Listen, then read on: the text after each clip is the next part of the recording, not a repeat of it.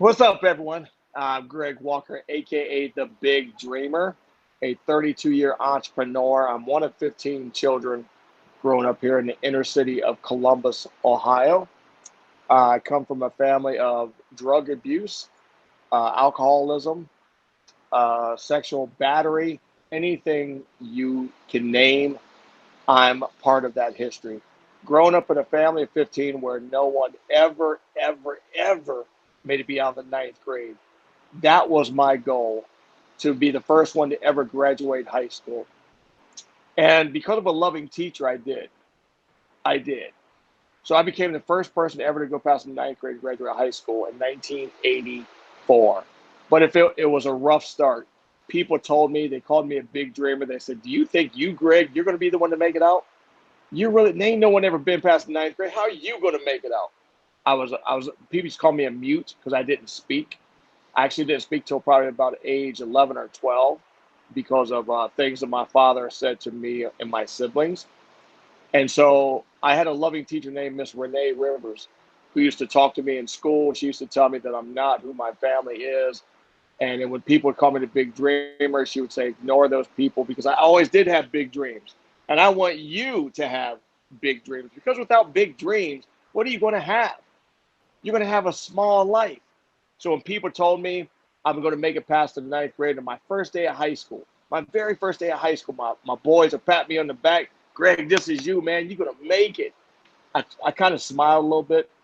But the first day of high school, the first day I'm sitting there in class, homeroom, and a kid comes in. I remember his name like we just say, Bobby. He said, the principal wants to see you. I walked down to the office. I thought my parents didn't sign something. I said, yes, sir. What do you need to see me for? And he says, Greg, do you understand that you are the last of the 15 Walker kids coming into this Columbus public school system? Do you understand you're number 13? There was 12 of you before you that didn't make it out. He said, do you understand that number 13 is a unlucky number? I didn't know that then. He said, so if you think you're going to be the one who make it out of this high school, you need to read books and study hard, because the odds are against you. He said, the odds are against you. But you know what? When the odds are big enough, when your dream's big enough, the odds don't matter. And I wanted to make it. So he threw papers down. And I said, what are those papers? And he said, those are the papers that your 12 siblings before you signed to drop out of the ninth grade, or we kicked them out. He said, so they'll be ready for you. And he told me to go back to my class. I left that day. I'm a big kid. I'm 6'2", 280 pounds now. I'm probably 6'2", 187 pounds. Then I left the principal's office. I'm ready to just punch people. I said to myself, this school system isn't for my family. It's not for me. So I left out the front door of the high school. I had tears in my eyes. Someone grabs me from behind, and I turn around. I just want to punch him in the mouth. But there was someone who I loved very much, my teacher in the 7th and 8th grade. She looked at me. She said, boy, why are you crying? I asked her, I said, Miss Rivers, what are you doing here? She says, I'm not only your 7th and 8th grade teacher, Gregory, now I'm going to be your high school teacher. And where are you going? She said. I told her that the principal said, education is not for my family. Education is not for me. She said, he told you that? I said, yes, ma'am. She led me down. This woman was probably maybe 5 foot, 4'8". She grabbed me like she was Shaquille O'Neal, even though Shaquille O'Neal was not born then. She pulled me down the office, told me to set my big butt down. When she went into that principal's office, she slammed the door. I never realized that a small Christian woman could curse, could cuss, and scream as loud as she did. But she did that for me. She came out of the office, told me to stand up. I stood up. She said, Gregory, you are not your family. You are not your father. You are not your brothers. You're not your mother. You're not your sisters. You are whoever you want to become. And she said, if I have to sit there and hold your hand and get you through this high school, boy, that's what I will do. And we walked for about an hour just talking in the hallways. She spoke life into me, even though I really wasn't listening to her. I didn't believe her, but I did believe her. 3 years later, I'm called into a room in high school. Her and another teacher who I loved, who was very shy, very nice, but I loved her. I always took up for her when kids were acting up. And they told me to shut the door. I shut the door. I didn't know what was going on. They looked at me. They said, Greg, You are not going to graduate. I stood up. I threw a chair against the wall. I said, you lied to me. You lied to me. You told me I was going to graduate. She told me once again, set my big butt down. I said, I don't understand why I'm here, what you ladies are talking about. My other teacher says, Greg, listen, we understand why you staring out the windows all the time. We understand that you're dreaming to get out of your family life. We know you are not dumb. We know you are not stupid. Even though people called me dumb, they called me stupid. They told me I'd be locked up like my family. I'd be an alcoholic. I'd be a drug addict. I'd be an abuser of women. I never became any of those things. At 55 years old, I've never touched alcohol in my life or drugs, not because I'm any better than anyone else. It's just I chose not to do it because of the addiction in my family. So when they told me what they told me, it just blew my mind. I said, you lied to me, Miss Rivers. She said, Gregory, we understand why you're staring out the windows, and we're going to do something to put our jobs and our lives on the line. I said, what are you going to do? The other teacher said, Greg, we're going to change your grades. You have a 1.9 grade point average. You need a 2-point GPA to get out of high school. And they did. They did. In 1984, I graduated with a 2.0, the last person in my high school class. But you know what? It doesn't matter where you graduate from. It doesn't matter where you are in life, because you know what they call the person who graduates at the top of their class and the person who graduates at the bottom of their class? They call them a graduate. They call them a graduate. So that led on to me. So then I had another mentor in high school who I called a fool and a loser, a guy named Dave Thomas, who started Wendy's. And this guy was a guy who started a hamburger chain when there was already other kind of hamburger chains. Everyone told him that he couldn't do it. So he became my mentor after I called him a fool and a loser, because he said he dropped out of the 10th grade. Well, to me, if anybody drops out of 10th grade, that's like my family. They're losers. My teacher made me respect him. And he told his story how he worked for a guy who drove a white Cadillac, wore a white suit, and he tried to sell his chicken recipe all over the world, all over the country. And that man was Harlan Sanders at KFC. He became my mentor with the two other people. And I tell each and every one of this, opportunities will come to you. But will you take that opportunity? Because Mr. Thomas said, we are going to teach you kids how to become successful in an inner city school. He said, one Saturday a month, someone, probably won't be me, but it'd be my staff, is going to come to this school and teach you about success. Now, there's 30 kids in that class in the 9th grade, right? Or the 8th grade. It came the opportunity to all of us, but only 3 of us took it. I became a restaurateur, opened up hundreds of restaurants, other businesses. The other guy, one of my friends, Keith, became a big-time attorney. The other girl, Lakeisha, right, had a couple kids in high school, ran track with me. She owns 6 dental practices. So the opportunity is going to come to you. But will you take that opportunity when it comes? So when I became the first person to graduate high school, when I talked to Mr. Thomas, then I ran into a guy. I went to school 1 year at college at the University of Florida. I saw this thing. It was a sub shop. I used to go into, I hated college. I did school. College wasn't for me, because I believe that self-education, you can get the same thing at a Barnes and Noble or a library that you can at Harvard. Now, you might not be able to become a doctor that way, but you can get all the education you want for free. And now we know this because of YouTube. We know Google. So you really don't need a college degree unless you're going to be a teacher, a doctor, an engineer, something like that. If you want to become an entrepreneur, you don't need college. You don't. To me, college is a waste. A lot of people are wasting money if you want to be an entrepreneur. How do you learn to swim? The best way to learn how to swim is jump in the water. Either you'll drown or you'll swim. You'll get experience either way. So when I found this thing called Subway. I didn't know what a franchise was, didn't know what a franchisor was. Talked to the local owner when I was in college, because I hated going to college. So I'd go in there and just kind of fiddle around and see what he was doing. Came back to Columbus, Ohio, worked for him for 8 months. Him and his wife fired me because they saw something in me I did not see for myself. And they fired me because they needed me to take the next step. And that next step was to become an owner. So they sold me their store, which was one of the worst stores in Ohio. I took that store. See, I don't believe success has keys. I believe it has a combination. And my combination goes like this. If there's anything in life that you want, practically anything, all you got to do is dream, grind, and hustle. Because I truly believe each and every one of us are too big to dream small. So I became the second largest owner in Ohio. I went on to open with a business partner 270 taco franchises, ice cream stores. And then at age 48, after they told me I couldn't be a business person, they told me I couldn't make it on my family, at age 48, I joined this thing called Toastmasters. Toastmasters is a worldwide organization that teaches competent communication leadership. I went there because a man named Les Brown told me I should go there because I was quiet. You know, Les Brown, his oldest kids grew up here. They were born and grew up here in Columbus, Ohio. So Les Brown is my big brother, and I trust anything he says. So at age 48, I joined Toastmasters. Toastmasters, after 5 months, I was in Las Vegas, competed for the first World Championship public speaking. They told me I had a gift. I didn't believe them. 2016, I was getting paid. Me, people paying me.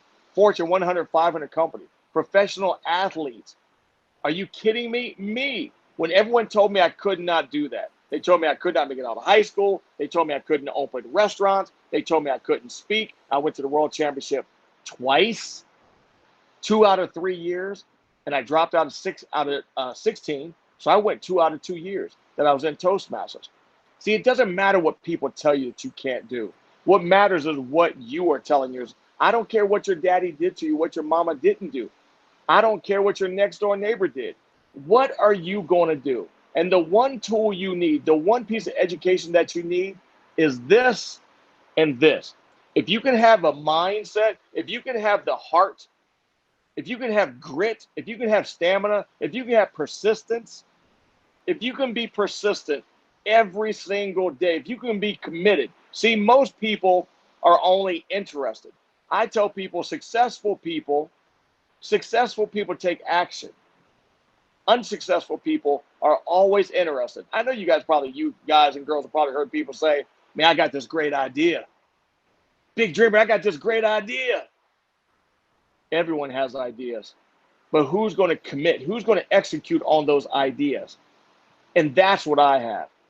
I have the dream. I have the grind. I had the hustle. I knew I could do anything. At age 58, Les Brown told me to write a book. I don't write books. I don't even read books. I maybe read Dr. Seuss' book a couple times, the Bible a little bit, right? I don't read books. But now my book, Dream to Grow Rich, How to Dream, Grind, and Hustle Your Way to Success, is in every bookstore in the world. I did 35 book signings through Barnes & Noble and Indigo Books in Canada. Michael Jordan, Kobe Bryant's coach, wrote about me on the back. Forbes magazine wrote about. Les Brown wrote my foreword, and people still doubted me. They still said I couldn't write a book. Now I'm writing my second, third, and fourth book. So I want you to know, each and every one of you, you have so much power within you. You are capable of doing things that you never, ever thought you could do. I can believe in you, but you have to believe in yourself. You got to have that fight in you. You have to say, I'm going to create this dream. I'm going to get this dream, even if it rains on my parade. And then I want to ask you, what do you want? How bad do you want it? What are you willing to sacrifice?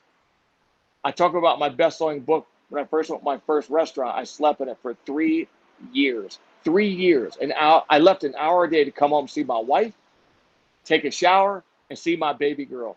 See, most people said they want it. How bad do you want it? Are you willing to sleep on your restaurant floor for 3 years only, leave an hour? When I went to my second World Championship public speaking in Vancouver, Canada, 2017, I'm a lifelong diabetic. If you could see my foot now, I have 10 pounds of steel, 3 big rings around my leg, and there's 16 pins, rods that go into my bones that are pushing my bones together. I haven't walked since 2017. You know why? Because when I was going to the second World Championship public speaking, I was going to be myself. I wasn't wearing a suit. I was wearing my ball cap that said TBD, the big dreamer, my Nike shoes, black and red that matched. But I'm a type 1 diabetic.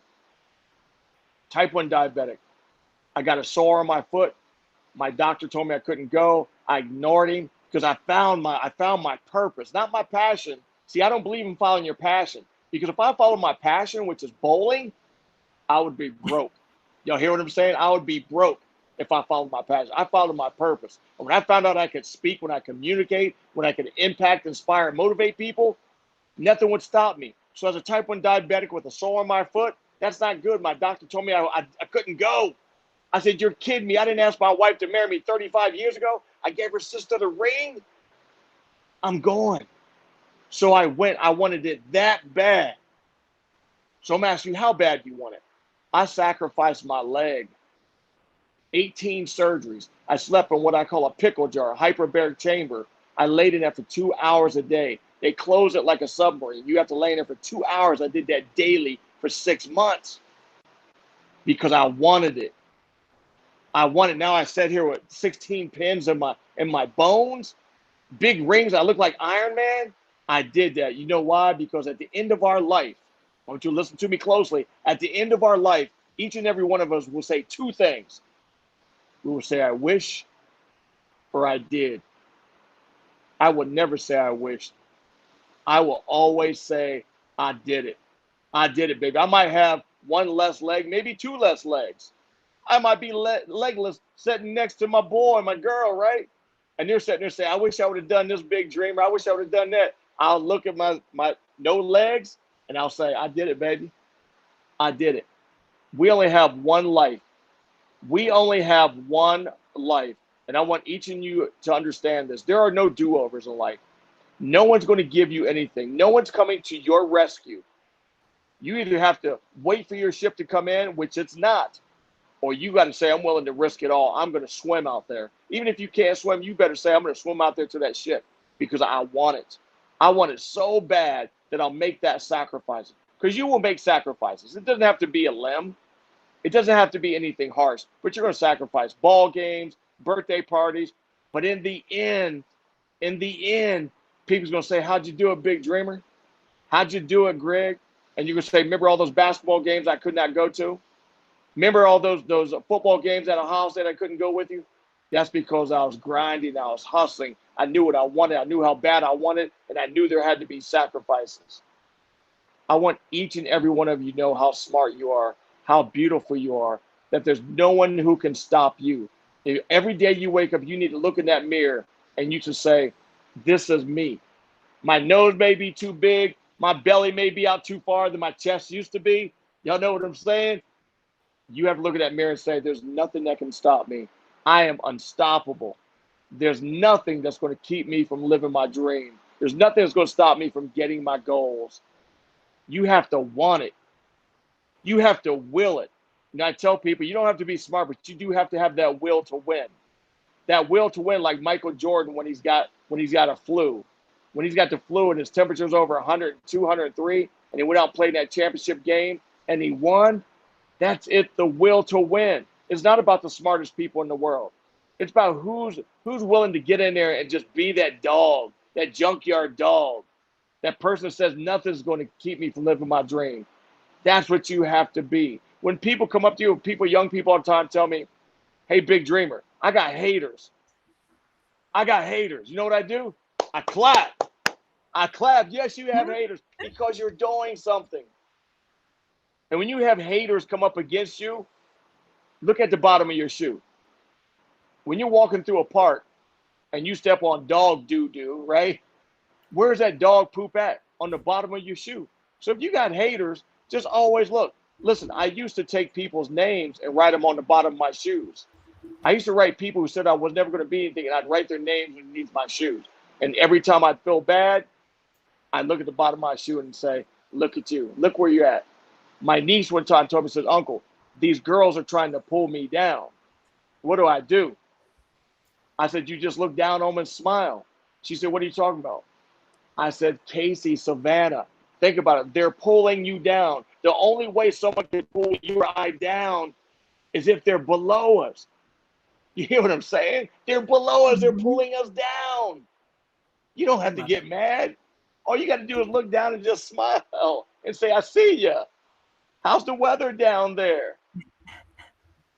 That's what you have to do. It's good to have haters. It means you're accomplishing something. Listen, the dude who's sitting on the couch, he ain't got haters. The girls who's just sitting at home watching Atlanta Housewives, she ain't got haters because they ain't doing anything. Nothing. People used to laugh at me. People used to call me a gene ass, and now they call me a genius. And I am neither of those things. I'm just a dude who had big dreams. I'm just a dude who just wanted something for my family. I'm just a guy who loves people and loves elevating everyone I see around me, because that's my purpose. My purpose is not for me to have things. My purpose is to help other people get what they want. That's what we're here for. We're not here to be blessed. We are here to be a blessing to other people. You know, we all were given life. So the first thing in the world is life, is to give. You will never open a dictionary, nowhere, and find receiving come before giving. So you have to give. Give your time, give your talents, give your skills, give your money, whatever it may be. You have to give. You'll become a more fulfilled person. You don't want just money. You don't want just things, because we know people like Robin Williams, right? Who put a rope around his neck. Elvis Presley, who killed himself with drugs. Athletes, rich people, lottery winners. They have everything that most people think they want, fame and money. But what do? They abuse cocaine, alcohol, sex, whatever it is, overeating. You have to find out what lifts you up. My wife can always tell when I come back from a meeting, because I'm always pumped up. I've taught someone something. I've learned something. I used some tidbits and some wisdom that I had. I gained some things from people older than me. That's what life is about. You want to be a fulfilled person. And you can be a fulfilled person without making a gazillion dollars. It's not about the house I live in. It's not about the zeros that's in my bank account, or who I know. It's about leveling up other people. It's helping other people up brand their brand. It's about helping people with my experience, with my wisdom that I have at 55. That's my purpose-driven life. That's why I'm on here with you. I don't have to be on here. I could be enjoying myself down in my home theater room, in my real movie theater room. But I know I have to be here. I don't want to, but I have to, because people were there for me. My teacher, Dave Thomas, Les Brown, my girlfriend for life, who's in a room far away. I have to be here because I'm here to help you elevate to your best life, not other people's life. See, so many people want to be better than Michael Jordan. Why do you want to be better than Michael Jordan? You want to be better than yourself. I don't want to be Les Brown. I don't want to be Michael Jordan. I want to be Greg Walker, the big dreamer. And I strive every single day to be that human being. I do that in business. I do that in speaking. I do that in my coaching. I do that in my book writing. Every day I said, what can I learn today? How can I be better? You know, for instance, when I get these rods tightened in my leg, you can get them tightened as tight as you want. They're kind of like braces when you have braces and they tighten them, if anybody's ever had braces. Well, these rods, when they tighten them a little bit, they always ask people, can I go further? Is that too much pain? But what do most people do when I see them in the office? They say, stop, stop, stop, stop. And they have to wear this thing for like a year. When my doctor turns mine, he knows what I'm about to say. Does it hurt? Great. Yes, it hurts. Let's keep going. There's a little bit more. Yes, let's go. I'm gritting my teeth. I'm looking up at my hat. I'm just like, let's go, doc. Because the further he can tighten those things, the less time. So when there's people in my doctor's office that's wearing their big, giant external fixator for a year, I'm going on 9 weeks.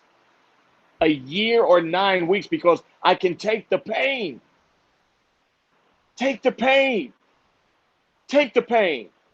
You're already going through pain. You might as well get a reward for it. When I know I could cut my time down by 3/4 just by taking a little bit more pain. A woman has a baby. There's so much pain. But afterwards, she sees that little baby and says, it was worth it. Embrace the struggle. Embrace that pain. Embrace that pressure. I embrace it every Monday morning when they turn. I'm in pain all day. I'm at home. I can't take medication. So I just bite it. I say, let's go. I don't want to do this for a year. 9 weeks. We all know that a diamond cannot be that beautiful diamond that most people on this earth want without 1,000 years of pressure. You are that pressure. That you are the diamond inside that coal. You got to deal with that pressure. You got to say, I want that pressure. I want it squeezing from all sides of my life. And one day you understand that you become that beautiful diamond that everyone wants in their life.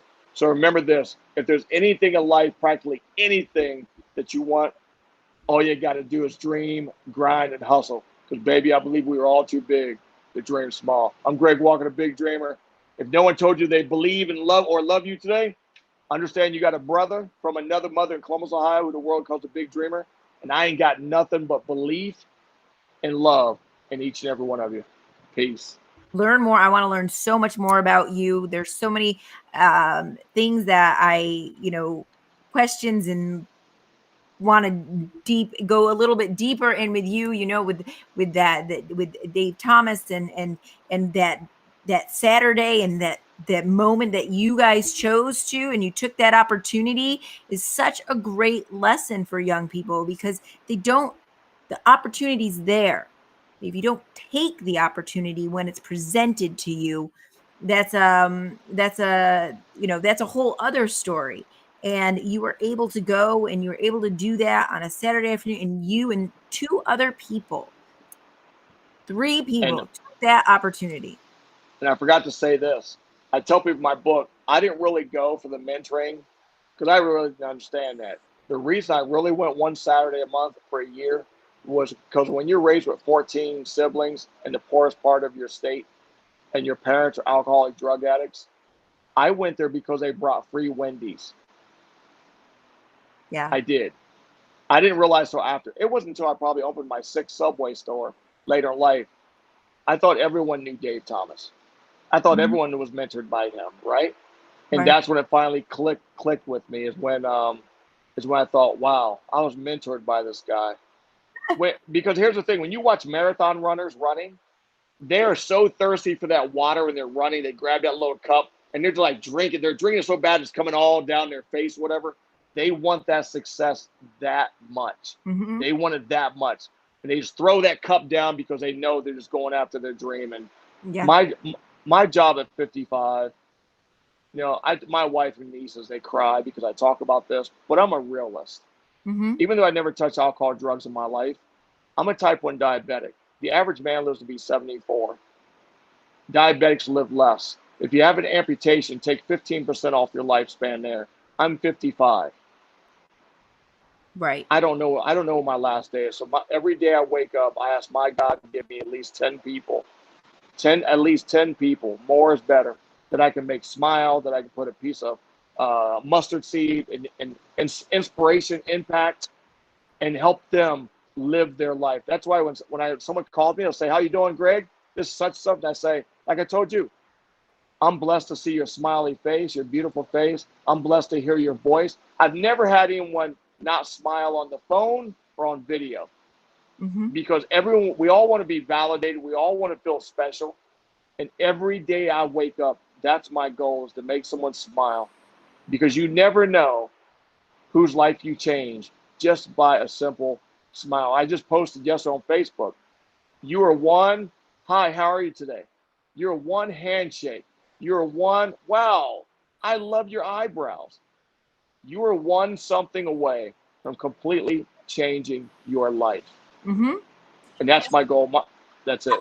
I can't agree with you more, because a lot of times people think that a good deed is giving money, or actually physically doing something, or something that's really consuming of time and people are busy. And you know what, a good deed can just be saying hello, asking someone how they are, giving them that smile, telling them that they have a beautiful voice. It doesn't take a lot to do a good deed, right? You know, Those moments. Christy, those two boys and other people that shot up schools. Les Brown and I were in New York City. And this lady came up and she says, Les, do you ever imagine what could have happened if you or Greg got to speak to one of those kids at a 7-Eleven, Mhm. at a restaurant, and you just started talking to them? And this is what she said. She told Les Brown, she says, I don't believe the world is the way it is because too much violence. I Mhm. believe the world is the way it is because there's too much silence. Yeah. Imagine if we would have saw those boys. Imagine if you would have saw it and you just spoke to them. Mhm. Maybe no one smiled at them. Yep. Maybe no one said anything positive to them. Maybe we would, maybe not. Maybe we wouldn't have changed their life. But I like to think that there's more good people than bad. Maybe Absolutely. they might have looked at each other and said, "Wow, that big dude with the ball cap, that girl with the red outfit on. Wow, they're pretty cool people. Yeah, Mhm. let's not do this." I always believe. Yeah, some people call me a Pollyanna. I am, because when you live my life, there's no other way but to be a Pollyanna. No Absolutely. other way. So I appreciate you, Rockstar. I appreciate what you're doing. Thank you. because we need more people like you to help use their talents and their gifts to make this world a better place. You know, Horace Mann said we should all be ashamed to leave this world without making a major contribution. Mm-hmm. You're doing a great job. Thank you. And we're all doing it together, right? Like That's right. we're all in it together. And so that's the thing. Someone said, "Oh, I'm so, you should be so proud you're getting your mission out there." But it's not just my mission. Kids is mostly everybody's mission, no matter what it is. And we can't do one thing by ourselves. We can do it all together. And so I appreciate you and thank you for being here today so very, very much. No problem. Thank you, young lady. Remember, Thanks, you're a honey. rock star. Always be a Thank rock you. star.